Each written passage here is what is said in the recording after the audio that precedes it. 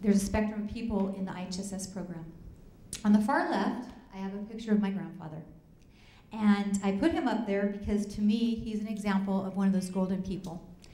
I get choked up about when I talk about him still. My friend Pam knows because we lost him nearly 2 years ago. He died. But he was one of the best people I've ever known or would be lucky enough to know.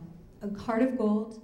His word was his bond. If you met him, you would like him the minute you met him. We always said he never met a stranger.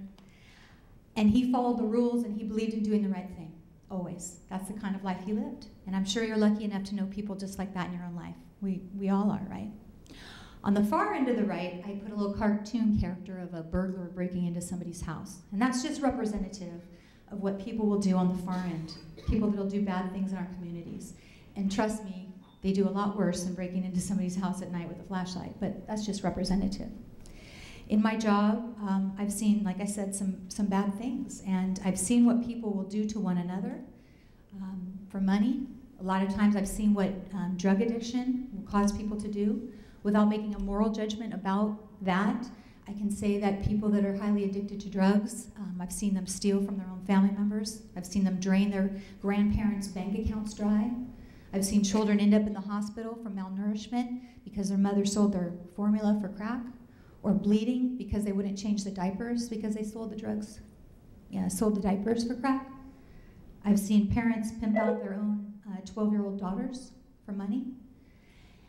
And what I know about this is that, you know, there's people that will do things like this to one another, to people they love in their own family.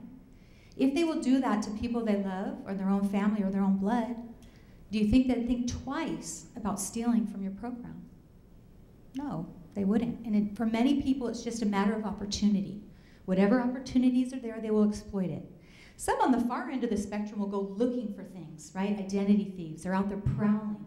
They're out there looking for ways, always and always, to exploit, to steal. They spend their time thinking all the time of more ways to steal. Many times as a prosecutor, I thought, you're pretty smart. That was a pretty smart little scheme. It's too bad you couldn't put your time towards something more productive, right? But for whatever the reason. What I also know from being in the program over this past year is there's people kind of in the middle, right? People maybe that aren't as upstanding and they're not the worst of the worst, they're kind of in the middle. And maybe because whatever their personal reasons are, or whatever financial stress they're feeling now, and I think people are feeling the pinch more than ever, that they're willing to take from the IHSS program when they wouldn't maybe go into Walmart and steal a bag of chips off the counter, right? I've seen people, they're in their 40s and 50s and 60s, clean criminal record, and they say, I'm not a thief. And yet they've taken $5,000 from the program that they shouldn't have. And so I think there's people in the middle that may be pushed one way or the other, or may not think of it as the crime that it truly is, because it's kind of like faceless, right? You just get a timesheet and, oh, no big deal, and I send it off, and it's not like coming up to you and looking you in the eye and stealing your purse. You know, there's nobody looking in your eye. So I think that for some, you know, maybe it's a temptation, or maybe they feel compelled. But I also know that that group in the middle still takes precious dollars away from the program. And so we have to figure out how to address all this. Because even somebody like my grandfather, if he did not know that he can't claim hours when somebody is in the hospital, maybe he might do it accidentally. So we need to figure out a way to talk to everybody on the spectrum. There's no one answer. But working together, we can come up with many solutions to address this issue. So I said for some people, it's just a matter of opportunity, right? There's people in state prison, trust me, right here and now. Like we're sitting around talking about how to prevent fraud. They're sitting around thinking out how to commit fraud. There's people in gangs. There's people that are selling drugs. There's identity thieves. There's people. Why does that matter to you? Because the law allows those people to work in this program. Absolutely, most of them.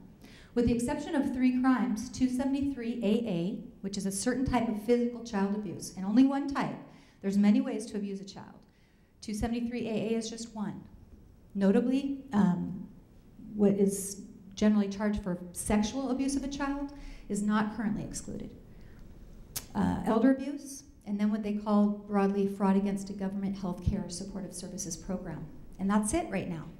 So all those other people I talked about, people that are selling drugs, people that are manufacturing drugs, people that are embezzling or committing identity theft, they can work in this program. They can exploit these opportunities. Don't think for a second that they don't know that. The word is out.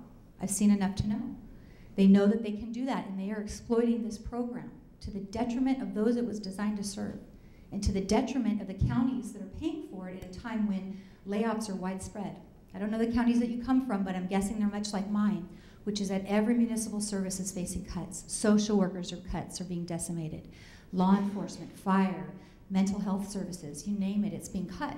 So more than ever, we have to preciously guard these dollars. Here's some of the ways that we know that fraud are being committed by those that want to exploit it. Kind of the honor design system, which is great for people that, like yourselves, that work honorably in the system and that sign, these are the amount of hours I worked, and you sign it and you send the time card off. But there are plenty who will lie and say they worked hours that they didn't, and no one verifies it one way or the other. If they're, in collaboration with one another, the consumer and the provider, they can do that very easily. There's no timesheets for time limits for submitting timesheets. For the ease of those, when they're first getting into the program, that makes a lot of sense, because you might get in and it's been 2 months since you actually put in your application, and someone has been working for you during those 2 months, and so they should get paid.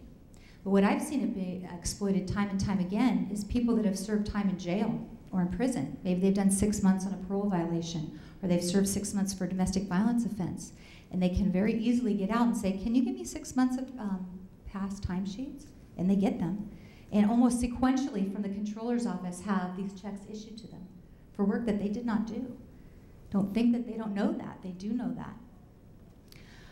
In my county, there's already 46,000 timesheets processed a month. I don't know about your county, but that's a huge volume. That means there's no review going on in that process. They just can't. And eventually, the state is moving towards a consolidated system that'll be held in Chico. All 58 counties will funnel their timesheets to Chico. Imagine the volume, right? So how much scrutiny happens at that point? When I spoke at the SECA Regional Convention in the end of August, a consumer raised her hand and said, you know what, that happened to me. I became aware of one of my former provider's timesheets, and she had turned 3s into 8s, or 1s into 7s. And she had just happened to see the timesheet down the road. She said, I bet you it wasn't the only time she did that. I bet you she's right. And I bet you she's not the only one, because it's not too hard to do it. And it also doesn't feel like a serious crime just to make a little, the timesheets aren't under penalty of perjury. You just, how do you do it? There was the ability for people to create what I call phantom providers. That is to claim that they had a provider working for them that did not exist. I prosecuted 3 women last year that did this exact thing. One used the identity of her dead granddaughter. One used the identity of her dead son. And another, the third, would actually just use a variation of her own maiden name and her own social security number. Because it used to be just as easy as signing up, add, delete provider. Here's their name, here's their social. And the checks just came. That last lady I talked to you about, $33,000 she was able to steal before it was caught. And it was caught first because it came in as what we call a jail match. It looked like the provider was claiming time when the consumer was in jail, because we knew the consumer was in jail. We said, what? We looked into it a little bit further, and we're like, well, there really is no provider. With the help of a friend on the outside, she was able to get the timesheets processed, and $33,000 went out that will never be recovered. Now she's she's serving time for that, and she's been ordered to pay it back, but I'm not holding my breath, and you shouldn't either. That is one lady in one county. Do you think she's the only one that thought of that? Of course not. Now this is where I have hope, and the new law should help, because for the first time ever, providers are being required to come in and show a legal form of identification, right? Like most of us have to do with any employment we've ever had. Here's my driver's license, here's my social security card. When that process is complete, that should shake those phantom providers out of the tree. Or most of them anyway, because I've seen enough identity thieves to know that they're always figuring out a better way. But that process is not completed. I contacted CDSS at the beginning of this week, and as of Tuesday, they said there are over 38,000 people, it was actually 38,369 people who have yet to complete that process statewide. They have until the end of December at this point. When we get through that, I think we will shake some of those people out. But I also don't doubt that there are plenty of phantom providers hiding amongst those 38,000. Because do you think they were the first ones to rush on in and pay their $50 and get their scan done? No. I think the people with the hardcore things are the ones that are probably waiting to the last. the people that are honest are going in and doing it and getting their fingerprints and going through the screening. So we have to get through that 38,000 before we have some reliable data about how many phantom providers might be hiding there, or what kind of people with criminal records might be in that group. There's the ability to make contradictory claim to other aid programs. What I've learned is that many aid programs do not speak to one another or share information. So I'm currently prosecuting a woman who stole $50,000, almost $50,000 from the IHSS program by claiming a disability that she did not have. She claimed she needed protective supervision and received it. Her mom was paid nearly $50,000 to care for her. Then she went to a different program, Child Action, and said, I'm in school full-time. I'm pursuing my GED and my nursing certificate, and so I need someone to pay, I need paid child care for my 4 children when I'm going to school. And so her mother and other members of her family were paid nearly $128,000 to do that. The truth is, neither of those things were true. She did not need protective supervision, nor was she in school. But it was just that easy to do. That's one person in my county that stole nearly $200,000 without very much difficulty. That's one county. So I say to say, it's just a matter of opportunities. It is happening. Common sense tells me that. Life experience tells me that. Many in the medical community, and I would actually say most physicians I've spoken to do not truly understand the program, what it is designed to do, functional index, they don't understand it.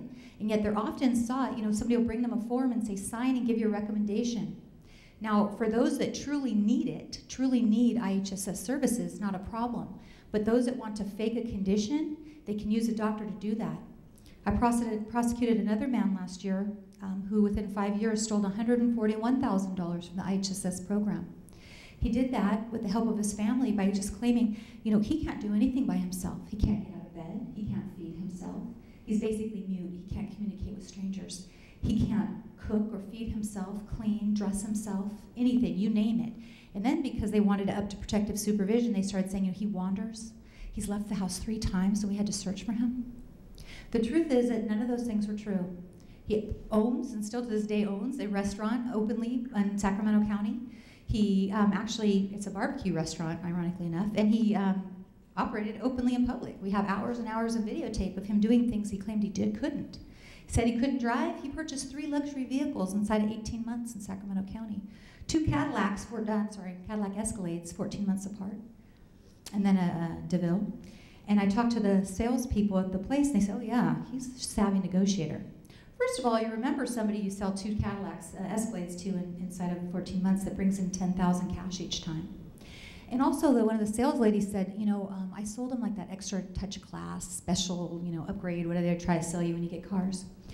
And he came back a year later and was complaining about a bubble in the paint. And she said, do you know, he repeated to me nearly verbatim the sales pitch that I make to people, and I know what it is because I say it over and over. He said it back to me almost that same way.